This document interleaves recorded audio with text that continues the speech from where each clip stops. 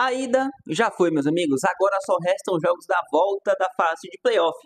Nessa quarta nós tivemos os 4 últimos jogos, incluindo duas zebras, um jogo equilibrado como era de se esperar, e o Bayern confirmando o seu favoritismo apesar da dificuldade. A gente vai falar disso começando justamente pelo jogo dos alemães. Fora de casa venceram o Celtic por 2-1, gols de Olise no primeiro tempo ainda e o Harry Kane na virada já no início do segundo tempo, fazendo 2-0, que viria a ser diminuído pelo Maeda, japonês do Celtic, num jogo em que o Bayern, sim, foi melhor, sim, criou oportunidades o suficiente para merecer a vitória, mas lutou contra um Celtic que também conseguia equilibrar o jogo em vários momentos, né? O Celtic ele deu trabalho ao Neuer, inclusive no primeiro minuto de jogo poderia ter aberto o placar, chute de fora da área do ponta direita alemão, o Kahn, e não foi validado justamente porque o centroavante do Celtic estava à frente do Neuer e ele, em posição de impedimento à frente do Neuer, configurou participação segundo a arbitragem. É um lance que é parte interpretativo, porque você tem que analisar se na sua visão o atacante atrapalha o Neuer. Como ele estava muito na direção do Neuer, muito à frente dele e tapando de certa forma também o chute e a finalização do Kahn, eu também anularia aquele gol partindo desse pressuposto. E com essa anulação, o Celtic, apesar de já ter mostrado que iria causar riscos, como causou ao longo da partida a meta do Neuer, fazendo inclusive algumas defesas, o histórico, o goleiro do Bayern de Munique, apesar disso, o Bayern teve mais criação de chances, teve mais volume de jogo no ataque e aos poucos ia conseguindo adentrar a defesa do Celtic, que era bem montada, foi bem montada durante a partida e contava com o Schmeichel no gol para fazer milagres, né? O Harry Kane tem uma cabeçada que, ainda no primeiro tempo, que o Schmeichel opera uma baita defesa, praticamente um milagre. O Harry Kane também viria ainda no finalzinho do primeiro tempo, no cruzamento de escanteio, ele cabeceia a bola para fora. Era um Bayern que criava muitas oportunidades, teve finalização do Olise, o Harry Kane nas duas vezes, o Sané perdeu uma cara a cara com o Schmeichel, fazia o goleiro dinamarquês fazer boas defesas, mas acabou que não era, acabou acontecendo o que iria acontecer em algum momento. O Olise conseguiu, na jogada individual, tirar o lateral esquerdo, puxar para a perna boa e mandar um balaço no ângulo do Schmeichel sem chance de defesa, 1-0.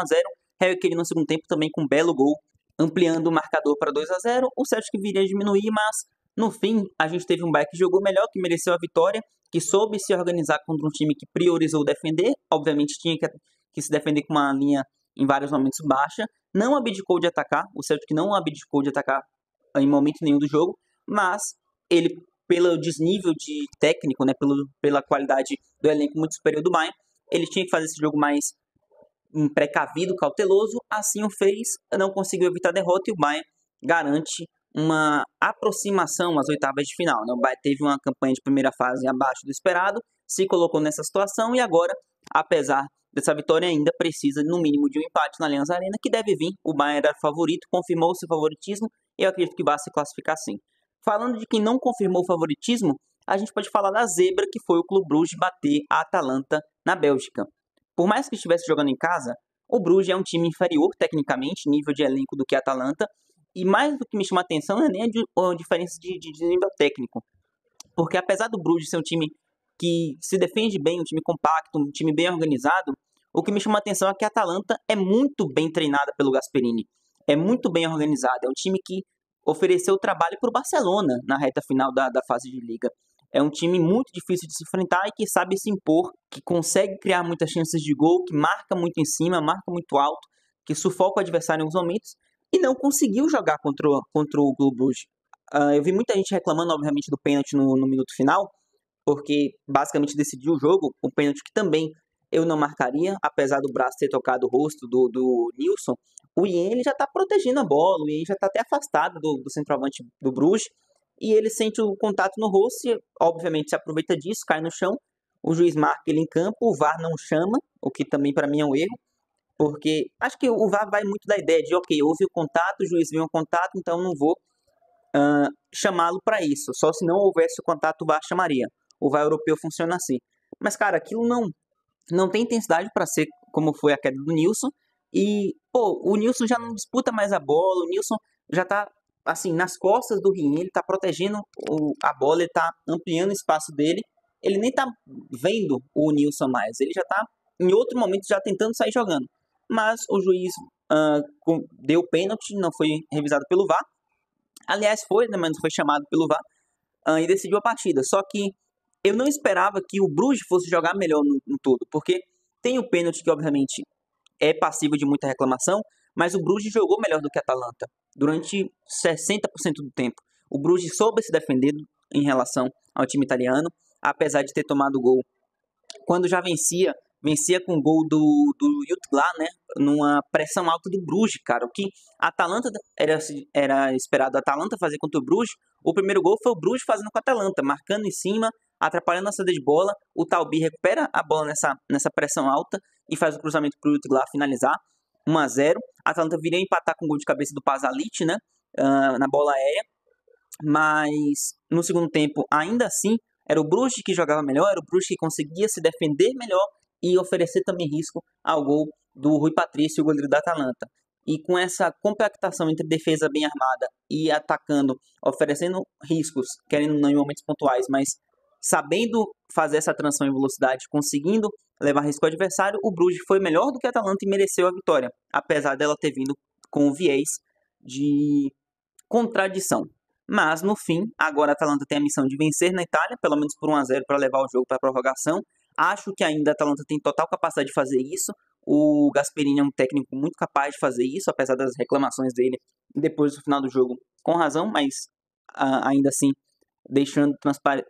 escondendo, né, o jogo ruim da Atalanta, mas é capaz de virar esse jogo, só que não vai ter missão fácil. O Bruges é um time muito bem organizado e se jogar como jogou no primeiro jogo, ele se classifica. Então é uma zebra que a gente tem que ficar de olho aí, o Bruges tirar possivelmente a Atalanta e livrar muita gente, né? Porque ainda que o Bruges classifique, é bem melhor você enfrentá-lo do que enfrentar a Atalanta do jeito que ela estava jogando.